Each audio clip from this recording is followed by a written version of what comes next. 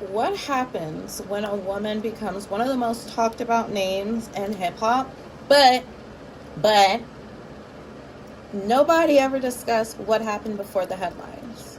Because this book right here, Confessions of a Video Vixen by Karrine Steffans, is definitely one of those stories where people love to take bits and pieces out of it and quote it, but not very many people actually sat with the information that she gave in it.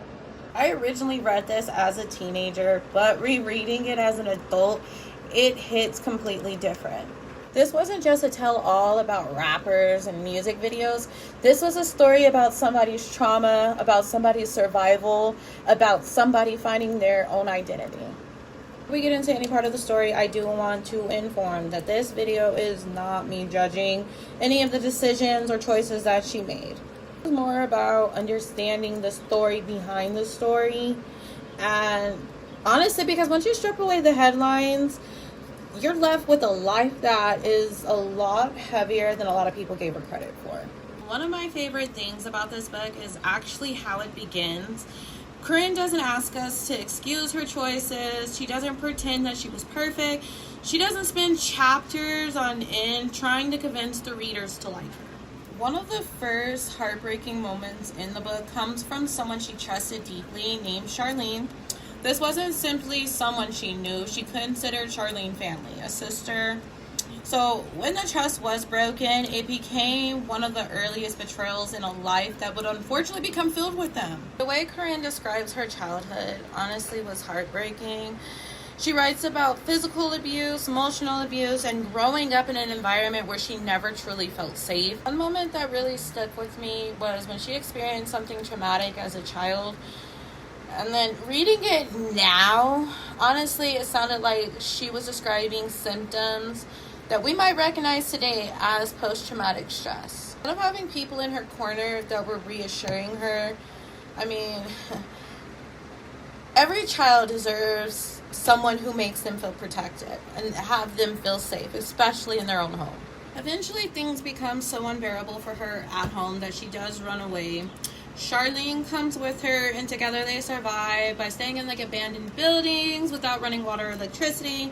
And think about that for a second. As terrible as those conditions were, Karrine still felt safer on the run than she did at home. So that says a lot. Eventually, she does get help from the police to get in contact with her father, who stays in Arizona. For a brief moment, everything feels like life is like finally a fresh start that she deserves. Unfortunately, life had other plans.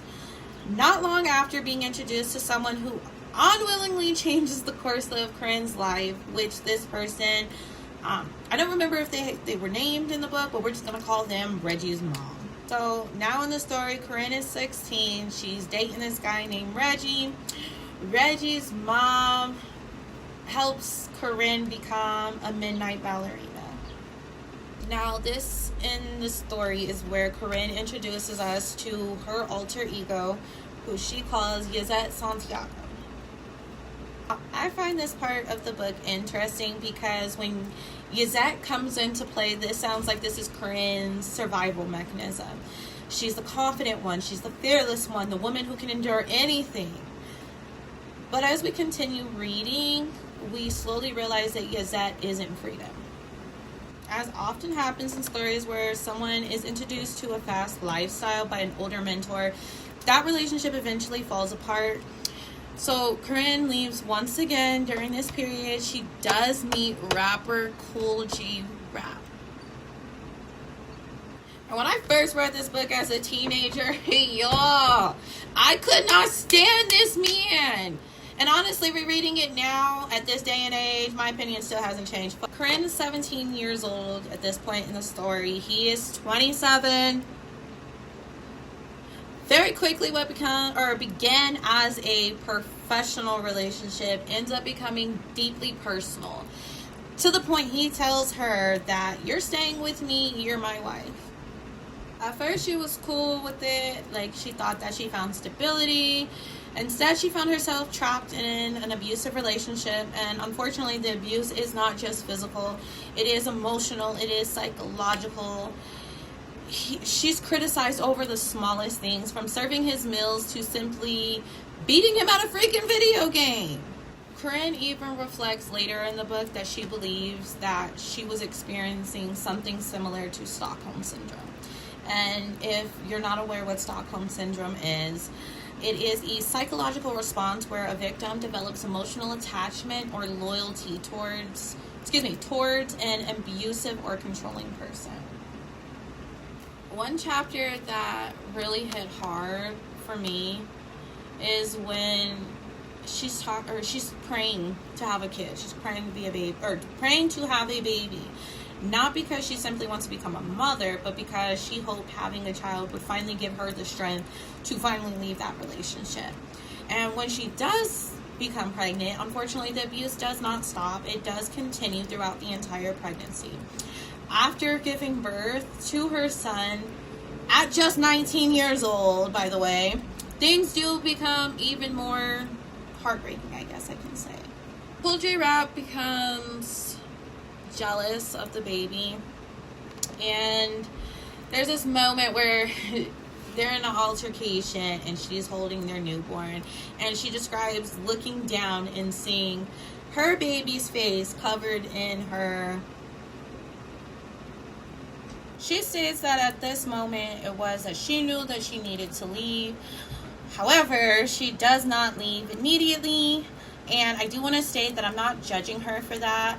Leaving an abusive relationship is a whole lot more than just leaving. You are dealing with the fear, finances, isolation, children, and in the hopes that things can possibly change. There's so many reasons that people stay in relationships longer than the outsiders think that they should. And honestly, rather than asking why didn't she leave sooner, I found myself asking what happened to her that made survival feel more realistic than leaving. After finally leaving Cool G Rap, she does start meeting new people, and one of the people who she does get introduced to and really helps her with starting and building her life is none other than Ice-T. She describes Ice-T as somebody who genuinely supported her. He gave her advice, encouraged her, and for a while he became a shoulder that she can lean on. After she left, we're gonna call him Buttface. After she left him, she does start dabbling in other career choices, such as like a car salesperson, an apartment leasing consultant, and does whatever she can to start creating stability for her and her son. Eventually, she decides to leave Arizona and she moves to Los Angeles. It wasn't an easy choice, and she does temporarily leave her son with his father. And while she's trying to establish herself, she explains that while they were only apart for a month, you can honestly tell that it weighed on her being separated from her baby. So one thing that the readers should know about this book is that Karrine does not shy away from describing her relationships or the relations that go on within them. She does go into very great detail, and while those moments are definitely a part of her story, I don't think that they're the heart of it, so I'm not going to be going into great detail in regards towards it, but I do highly recommend that if you want to know, go purchase the book. It is available on Amazon as well. But yeah, throughout this review, I want to make it clear that I'm not here to judge consensual relationships of two consenting adults. I'm just reviewing the memoir and not assigning morality to her choices. Well, now in the story, she moves to Los Angeles. She meets Ja Rule. The two quickly form a connection. It was during this relationship that the nickname Superhead was born. And according to Karrine, it started as a cute little inside joke between the two of them. And what began as something private eventually became the label to the entire world. She does later reflect in the book that nickname followed her everywhere, and it often overshadowed who she really is. Can you imagine doing one thing in life and everybody like defining that as you, like forever? As her career is taking off, like on the music videos, she finds herself surrounded by a lot of the big names in hip-hop, And from the outside looking in, it looks pretty freaking glamorous. But internally, she admits that she's feeling the pain. She still feels unworthy, and that's something that honestly stood out to me. Because here she is surrounded by fame, money, celebrity status, yet none of that stuff fixes how she feels about herself. And reading this section should serve as a reminder to a lot of people that no matter the amount of fame or money, it can't always necessarily heal wounds that you necessarily are not addressing. The story, we get introduced to somebody who is under the pseudonym Papa. However, it was later disclosed on who this individual is. I'm not going to disclose who the individual is, but if you actually want to know, it's not that hard to find. You can literally search up who was Karrine talking about when referring to Papa. But anyway, as I was saying, he's never identified in the book, although over the years, many people have speculated on who he was. What mattered to me, though, wasn't who his identity was, more of what it is that he's representing. And overall, it comes down that she just wanted somebody who chose her to stay, to make her feel worthy. And unfortunately, there's a pattern that continues throughout.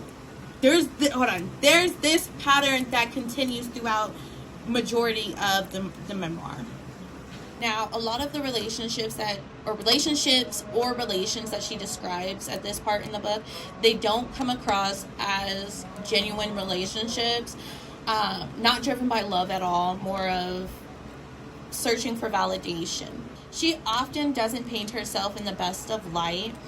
Another thing is she often takes accountability for the choices that she regrets.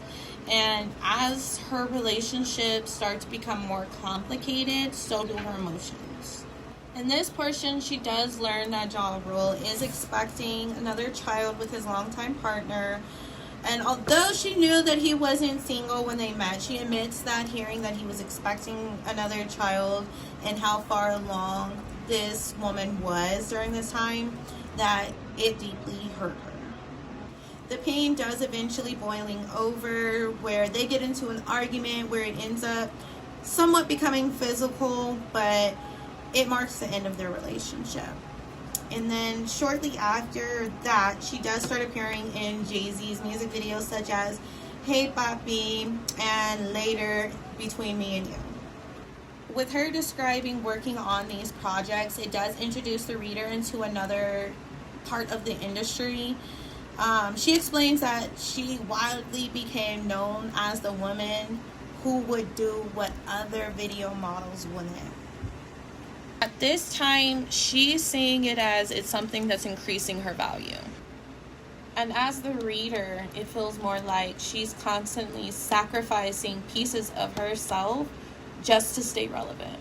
One of the bigger moments during this portion of the book is when she gets casted in the movie A Man Apart. And for the first time in a long time, she's earning steady income through acting. And she joins the Screen Actors Guild. And this is something as a child that she used to practice her acceptance speeches and things like that. So it was really cute seeing that she's slowly starting to live out one of her childhood dreams. I was feeling so hopeful for Homegirl during these chapters. I was like, yes, my girl is getting it. But unfortunately, life wasn't quite finished testing her yet. Now, in this portion of the story, she starts dealing with the NBA player Shaq. And unlike her previous relationship, this one isn't driven by passion or chaos in the same way. It feels like it's more of in a transactional nature. Like, he's very upfront about the arrangement, even telling her that he would provide for her financially, but he was not going to be there for her physically. At first, it seemed like stability. Like, you know, he was furnishing her home, setting boundaries, creating structures in her life. But those boundaries quickly became control. She's expected to stay in, avoid conversations with individuals, and just overall isolating herself.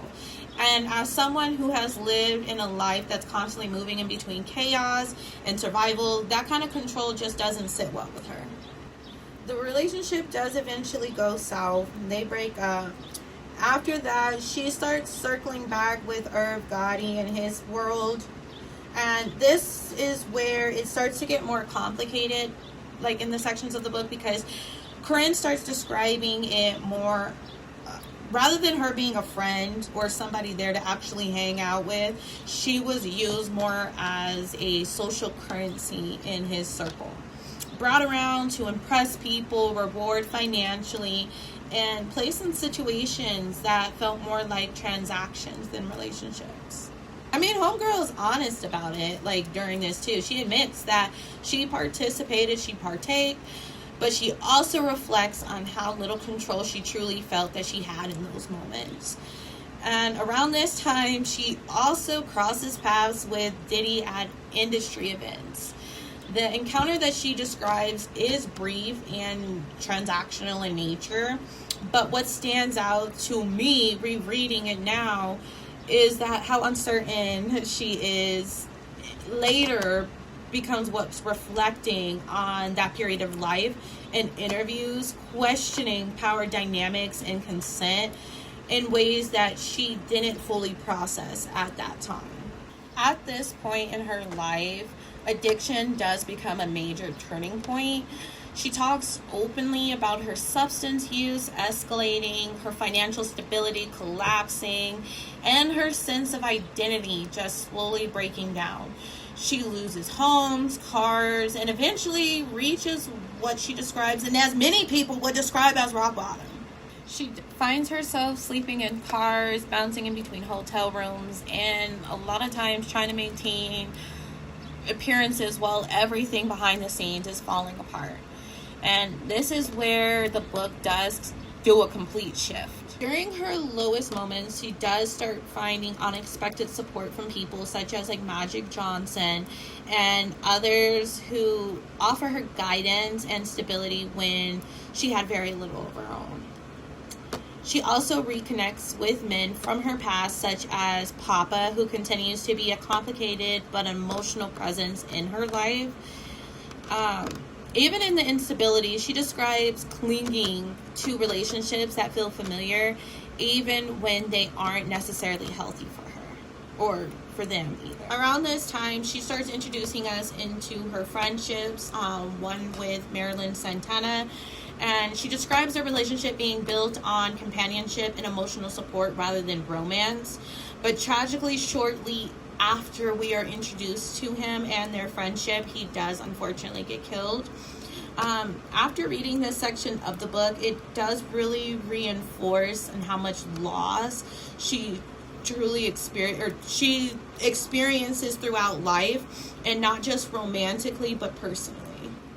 As she continues spiraling, she starts returning to old patterns and old relationships and things that leave her feeling empty and drained, such as everything just being too chaotic and exhausting. Thankfully, she does start to get, what's the right word? She starts making wiser decisions, I guess is the best term. And the decisions that she's making are no longer being based off of survival or validation, but more being on self-preservation. Now she starts focusing on writing and journaling. She's opening up a business for herself. She starts prioritizing being present for her son in many ways that she had not done so before. And slowly, this is when things start to become stable. We'll say that, stable. One of the most memorable parts of her journey is when she starts telling her own story. She starts meeting with Damon Dash, and he plays a huge role in encouraging her on writing and telling her own story. And she ultimately decides to reclaim her own narrative, and rather than letting the world define her. And she eventually takes ownership of the superhead persona. Like, despite how complicated and how painful that label had became over time, homegirl starts owning that shit. But as the book ends, she does begin separating herself from it entirely. But honestly, who can blame her?